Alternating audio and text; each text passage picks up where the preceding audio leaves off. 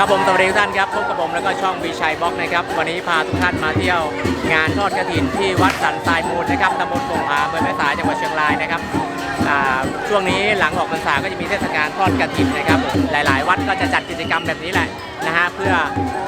ให้ผู้มีจิตศรัทธาเนี่ยมาทำบุญมาร่วมทำบุญกันนะครับผมที่วัดแห่งนี้นะต้องบอกว่าเขากำลังสร้างวิหารแล้วก็เจดีย์อยู่มาร่วมศรัทธามาร่วมบริจาคได้นะครับผม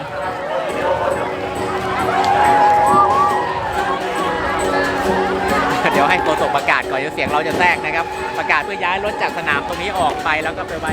ฝั่งนู้นนะฮะแล้วก็ตรงนี้จะเป็นลานกิจกรรมแล้วก็ลานแสดงนะครับมีถึง10กิจกรรมลำวงด้วยกันนะฮะก็เรียกว่าสมโภช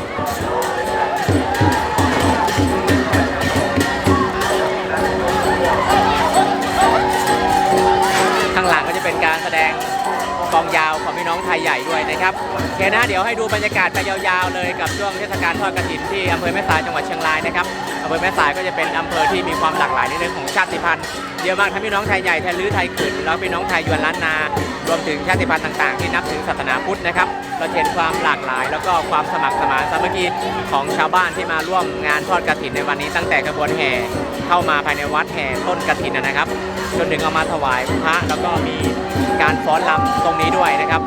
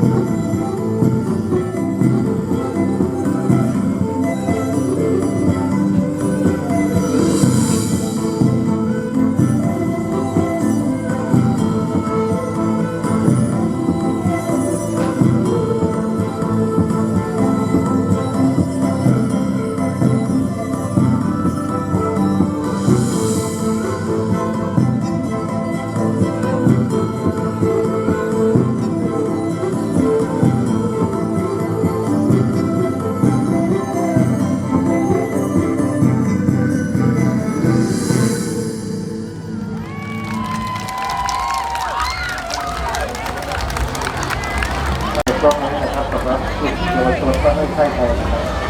พอรับเชิญนะครับบุญครบนะครับคุณวิทย์ที่บอกรับเกียรตินะครับรางวัลนะครับคือเยาวชนมารับใช้ไทย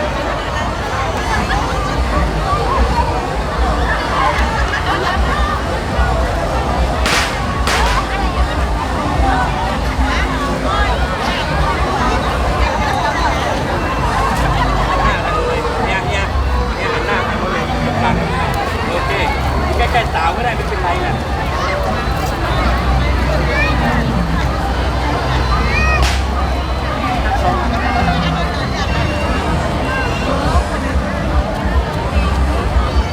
ต่อเพื่อสร้างความรักกัน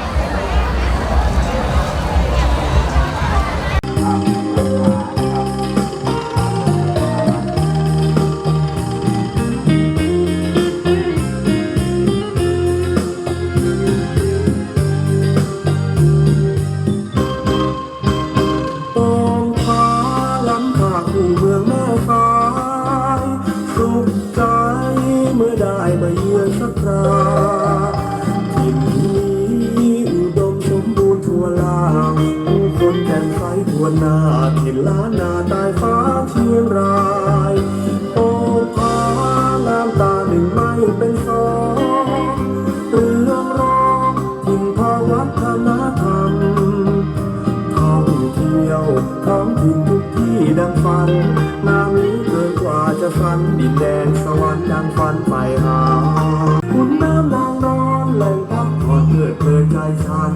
ทำบุญทำหลวงชวนฝันน้องน้ำผู้นั้นที่เคยเลือนโตพายิ่งพาอุราคิดถึงย้ำตรึง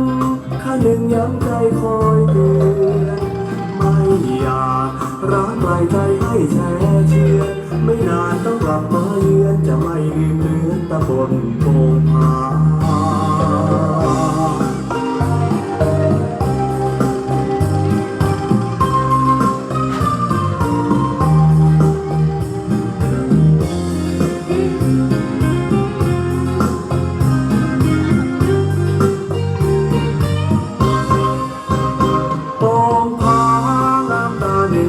เป็นสองเรื่องร้องถิ่นทองวัฒนธรรมท่องเที่ยวท้องถิ่นทุกที่ดังฝันงามหรือเกินกว่าจะฝันดินแดนสวรรค์ดังฝันไฟหาสาวงามคู่สตรอเบอรี่ดอกไม้มีเบญจมาศหลายหลากสีสันไม่อยากร้างไกลใจให้แช่เชือนไม่นานต้องกลับมาเยือนจะไม่ลืมเลือนตะบนโป่งผา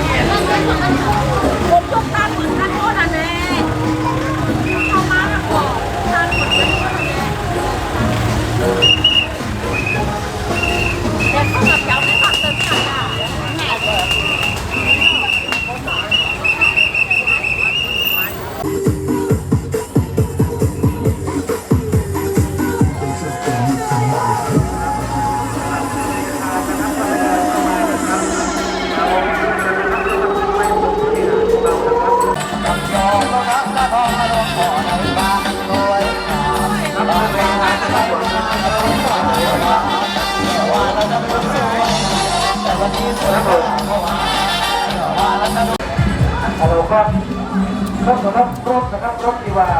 เครื่องพยาบาลนะครับหัวปั๊มรถนะครับก็ประหยัดครับนะครับว่าเร็วเขาจะได้มีการแสดงนะครับ